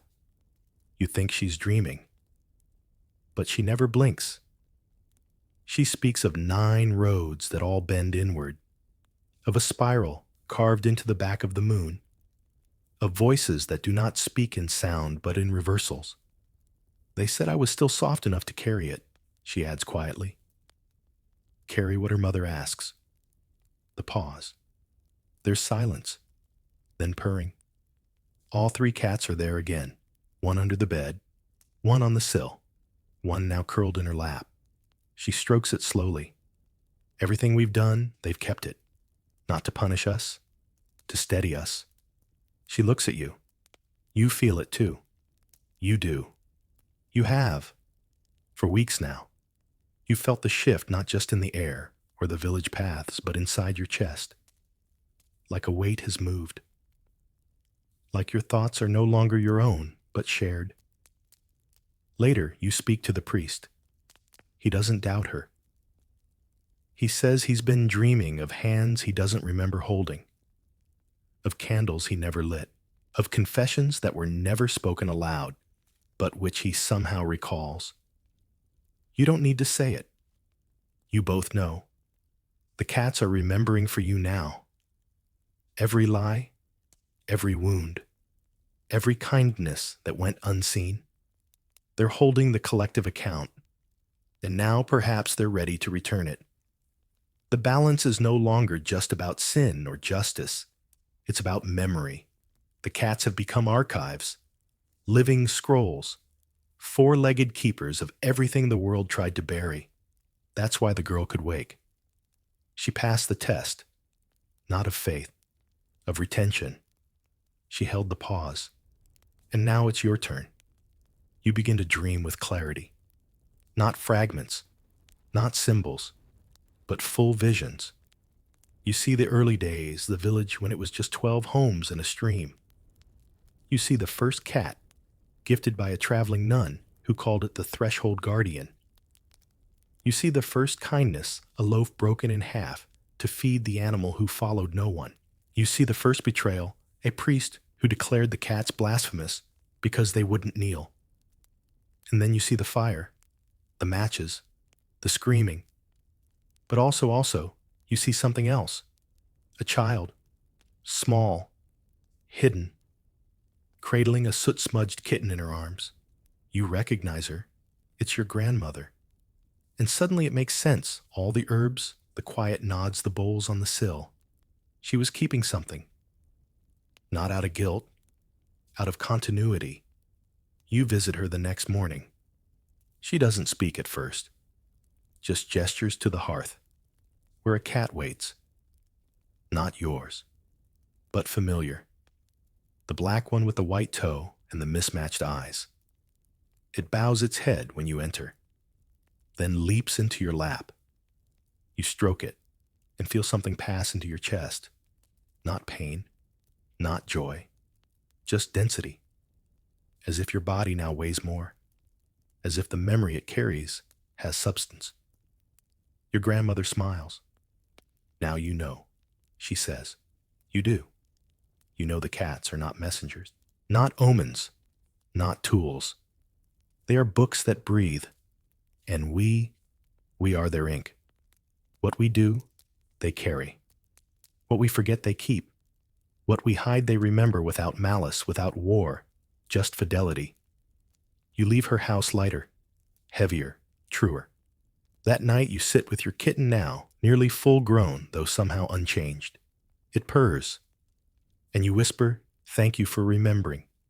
Its eyes close, not in sleep, in trust. Autumn arrives quietly like a memory creeping back without shame. Leaves curl and fall, but slower this year, as if nature itself hesitates to let go. The village smells of smoke and cloves. People light fires, earlier speak more softly. They've learned the value of sound and silence. The cats are everywhere, not in chaos, in rhythm. Their presence is less spectacle now, more choreography. You see them at dawn, perched in odd symmetry, 3 along the mill roof, 2 by the chapel one, in the branches above the well. Their placement is never random, neither is their timing. The baker begins waking. At the hour the cats appear, claiming his dough responds better then. The smith hammers to their rhythm. The children, those too young to have lit matches, play among the cats freely, their laughter never sharp, always soft. Like they too know. One day, the girl, yes, her takes a walk, for the first time since waking. She wears gray now. Not mourning, not sickness, just stillness. The cats follow, but not protectively, accompanying her. She doesn't lead, she flows. You join. She doesn't speak for a while, only walks. Through the square, past the chapel, down the path that used to end in briar. But now the briar's gone, and behind it a clearing. She leads you to a circle of stones, low and moss-wrapped. It's not a burial site. It feels older, deeper, less final. In the center sits the oldest cat in the village, the long-haired one, with eyes like melting glass. You've never heard it make a sound, until now. It hums, not purring, humming. Low, constant, resonant, the way you imagine stone would hum if given a voice. The girl sits beside it, places her hand on the earth. You do the same. Your breath slows. Your thoughts stop arranging themselves in language. You feel pulled, not down, but inward. The girl whispers, "This is the archive." You blink. Not a building, not a book. This, the moss, the stone, the sound. She explains. They store it here, all of it, every cruelty, every mercy, every moment a human tried to forget. You want to ask why? But before you do, she says, because forgetting is the first sin. That night the dreams return, not fragmented, not metaphor, truth. You see the council that ordered the cat calls, see them vote, laugh, eat grapes while ashes rise in the wind.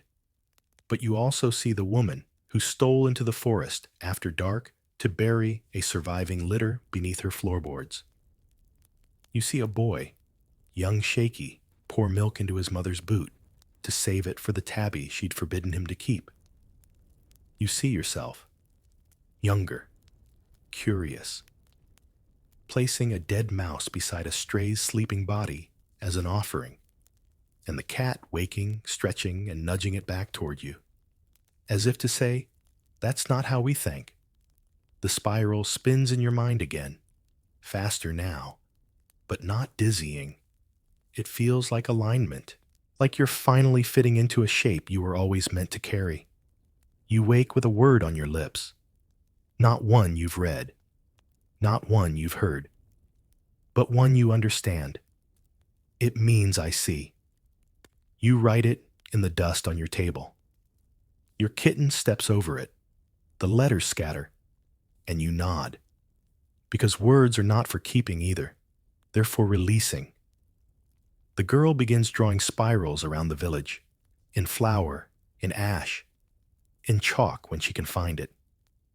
No one stops her, because when she finishes one, the cats gather around it.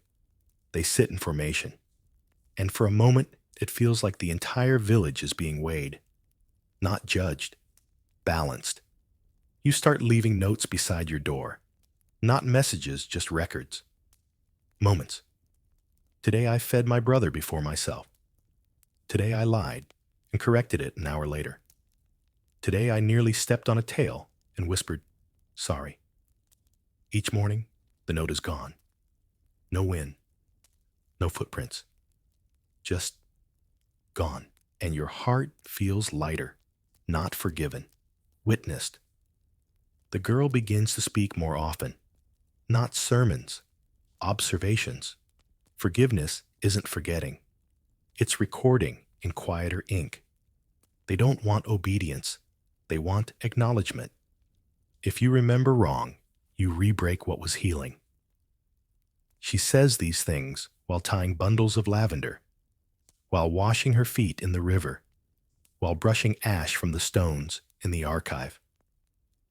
People start following her, not as a prophet, as a companion. One of the elders asks if she'll lead. She shakes her head, says they already do, and points to the roof, where 5 cats sit in the same formation as the spiral. The elder nods. Later, you ask her if she's afraid. She says no. Then, but I was. You ask why. She replies, because I used to think truth was a punishment. You say nothing, but you understand. Because now, you live in a village where cats read your sins more kindly than men ever did. You begin to forget what the village was like before the cats, not because your memory is failing, but because the shape of the village has changed. It feels like trying to remember a song without rhythm. There are words, yes, but they no longer fit the world you now inhabit. This place now is different. Not ruled, not tamed, not enlightened, just witnessed. Every morning begins with the cat's walk. Not a parade, not a ritual, just movement. Through homes, across fences, over rooftops. Quiet. Exact. Never hesitating, never hesitating, never hesitating. You've seen them pause once when a child dropped a crust of bread on purpose to share with the smallest of them. 6 cats stopped. All turned. 1 nodded. The crust vanished. You're learning their grammar now. It isn't verbal. It's behavioral. A cat stretched out across a threshold. This is not your path today. A cat on a table? Bring something worthy. A cat hiding. Someone nearby lies. But sometimes they are simply present. Not as warning. As confirmation. Like punctuation to the sentence of your day. You've also noticed something strange. The village doesn't get sick anymore. Colds, fevers, toothaches gone.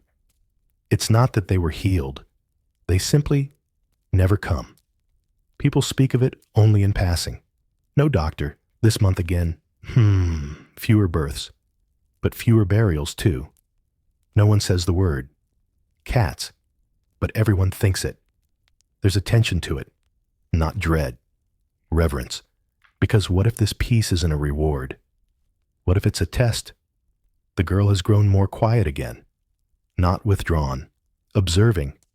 She listens to the cats, now truly listens. She says they no longer just carry memories. They carry predictions. Not the future. Not fate. But possibility. She says they hold versions of us we haven't become yet. You don't ask what she means. Because lately you feel it too. You see flashes in the corner of your eye yourself, younger or older, laughing or grieving. A reflection of something that could be. Sometimes you follow them. They lead you to old ruins, long-forgotten farmsteads, moss-eaten stones. Each time a cat sits atop a broken wall and blinks as you arrive. Each time you leave a memory behind. Not an object, a thought. You place it there intentionally, like planting. The girl calls this memory compost. Bury what must be kept. Let it grow differently. One evening, she invites you to the clearing again. This time, others come too. Not many. Just those who've changed. The woman who stopped stealing eggs. The boy who learned to whisper kindness. The blacksmith who dreams of rivers, now not fire. They all arrive. They all sit. The cats surround. No one speaks. And then the girl begins. She tells the story, the full one, of the first cat who died at human hands, of the curse not cast but carried, a weight not in anger but in continuity. The cats didn't seek revenge. They sought remembrance. They lived as symbols, as whispers. They let themselves be feared, be destroyed, because what mattered wasn't the moment. It was the echo. They let humans create the echo, and now that echo has become clarity. She says they will not stay much longer. The wind shifts. A cat stands and walks to her side. She strokes it, and then without warning, begins to cry. Silently. You look away. So does everyone else. Because you understand. The cats are not just the keepers. They are the cost. They took on the fear, the blame, the fire, so we could forget, so we could continue. But now we remember. And so they prepare to leave. Not all. Not forever. But enough. Enough to make room. For us. The next morning, your kitten grown, now still, kitten sits by the door. It doesn't meow. It simply waits. When you open the door, it walks past you. To the path. To the clearing. You follow. So do others. The girl stands there, already hands outstretched. 100 cats, all waiting. All looking. One by one, they walk forward and touch her palms. Each time a flicker of light. Each time a silence deepens. Until finally they stop. The girl opens her eyes. They've given it to us, she says. What someone asks. The burden. Not a gift, a weight, but also a permission. She says, now we hold. And the cats, they turn. And they walk. Into the trees. Into the mist. Into the places they once avoided. Not fleeing. Just returning. To wherever the echoes live. You hold your breath. Until your kitten turns back. Looks at you. And stays. Not all must leave. Some remain. To keep the grammar sharp. To curl into the spaces between forgetting. To remind us gently that we are not alone. Not in memory. Not in grief. Not in the balance we now carry. Together, the absence settles differently than you expect. It isn't cold. It isn't empty. It's precise. Like a field finally harvested. Like a book just closed. The cats who remain behave differently. They no longer watch every corner. No longer patrol every path. They rest more. They curl in sunbeams, stretch on rooftops, and blink slowly at passing children. Their duty isn't done, but it's shifted, and so is yours. The girl becomes quiet again, not in retreat, but in rhythm. She spends her days walking the perimeter of the village, mapping it, not on parchment on soil. She traces lines with sticks, arranges stones, ties strings between trees. You ask her what she's building. She says, not a wall. You ask what then? A memory net. You think of spiders, of traps. She shakes her head. It doesn't catch. It holds. She doesn't explain further. But when you walk past her nets, you feel it. A tug in your chest, like being reminded of something tender just before you forget it. It hurts, but gently. Others feel it too. The baker leaves old recipes at the base of the posts. The smith leaves a burnt horseshoe. A child leaves a bundle of hair from a first haircut. Offerings, yes, but not of worship, of acknowledgement. Each item says, I lived this. And the net says, we remember. The girl ties each one in place, each knot a small vow, a promise not to rewrite. The cats begin bringing things too. Feathers, broken beetle wings, bones, bits of yarn, objects no human ever sees being placed, yet they appear woven among the offerings. Some dismiss them, others bow their heads, because by now most understand. These are not gifts, they are records. The village holds itself differently now. Fewer secrets, slower speech. Even arguments take on a rhythm, not to wound, but to unearth. You hurt me? I was afraid. I see that now. Conversations used to end in silence. Now they end in presence. People stay in the room. They wait, like the cats did. The priest starts teaching from the back of the chapel, not a pulpit anymore, just a stool. He calls it the relearning. Each sermon is short, a single phrase. Kindness is remembering twice. Anger is a shadow of grief. Silence can rot or ripen. And always, beside him, a cat. The one with half a tail scarred by the fire years ago. Still breathing, still watching. The priest never touches it, but he nods toward it every time he finishes speaking, as if to say, don't forget who taught me. The girl one evening leads a quiet procession to the well.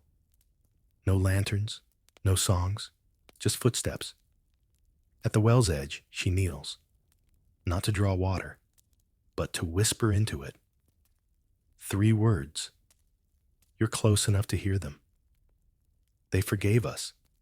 Then she drops something in a spiral carved from bone. Not human.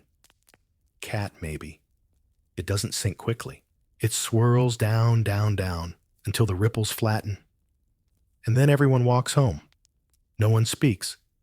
You pass the stain. Yes, it's still there near the well, but it's smaller now, faded at the edges, a place less feared, more respected. People leave things there now too, not to atone, to acknowledge. Little reminders that memory doesn't need to scream. It only needs to be kept. Your kitten still yours, still here, starts sleeping beside your door each night, as if guarding what leaves you while you dream. You stop having nightmares, not because the bad things didn't happen, but because now someone else remembers them with you. That is the greatest kindness the cats ever gave. Not magic, not healing, witnessing. One morning a traveler arrives, dusty, tired, carving a spiral into the dirt with his boot.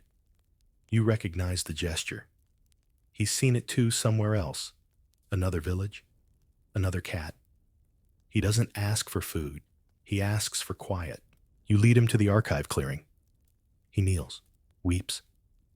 The girl joins you. So does the priest. And one by one the villagers arrive. None speak, but they sit and breathe and remember. And a cat No one's everyone's walks between them, curling, winding, tying them together. A thread made of tail and purr and paw and memory. Always memory. You don't realize it's the last spiral until the girl stops drawing them. It's mid-morning. The mist still clings to the trees, but the sun pushes through like a second thought. The girl stands in the center of the clearing, a circle of chalk at her feet. She breathes, then wipes it away. One motion, no hesitation. And just like that, the spirals end. But nothing is broken, because what needed to be written is no longer dust and stone. It's in you now. The spiral lives in your gestures, your choices, your dreams. It lives in the way you leave room at the table, the way you let a sentence finish, the way you touch your memories like fragile things, warm but flammable. The cats begin to fade again, not vanish. Fade. More distant, more dreamlike. They don't curl on laps as often. They don't walk across the chapel roof. They slip instead into the seams of the village. You see them out of the corner of your eye, but never for long. It's not sad. It's right. Because now the people remember. The baker leaves slices for the hungry. The smith refuses coin from the sick. Children are taught to ask before touching a tale. They don't need watching anymore. Not every moment. Only sometimes. Only when memory frays. The priest rewrites his sermons into a single scroll, seals it in wax, and buries it beneath the spiral stone. He says, words are safest underground. The girl no longer walks with the net. She's teaching, but not from books. From quiet. She sits beside people and listens until they remember something old and sharp and important. Then she nods and leaves. Your kitten know your companion has grayed. Still quick, still sharp, but slower to rise. It chooses your lap less, prefers the windowsill, the edge of the hearth. Watching the way flame reflects off memory. One night, it doesn't come in. You search for it. Call softly. Nothing. You don't panic. You just wait. The next morning, there's a paw print on your doorstep, set in ash. Not a warning, a signature. It says, you're ready, and you are. You carry the spiral now. You hold the pause. You witness. So when new children are born, you tell them the truth about the cats, about the cullings, about the forgetting. You don't hide the shame. You let it breathe, because shame is lighter when shared. And you teach them to thank the watchers properly, not with bowls of cream, not with ribbons, with acts, a tended wound, a softened word, a truth spoken at the right time. And so the village remains whole, not because it is protected, but because it remembers how to protect itself. The cats come only when called, and only when truly needed. You see them now in dreams less often, and when you do, they're not speaking. They're watching you, not with judgment, with approval. You have become the witness, and now you teach others to do the same. The final spiral isn't drawn, it's lived, and it leads always, always inward to stillness, to memory, to rest. The village is quieter now, the kind of quiet that feels full, not hollow. You sit by the hearth, its glow soft, its crackle steady. Outside, the wind moves through the branches, like breath through old lungs, slow, peaceful, unrushed. There's no urgency anymore. Because all the stories have been told, all the memories have found their keepers. And the cats, they're not gone. They're just resting. Somewhere between shadow and sunbeam.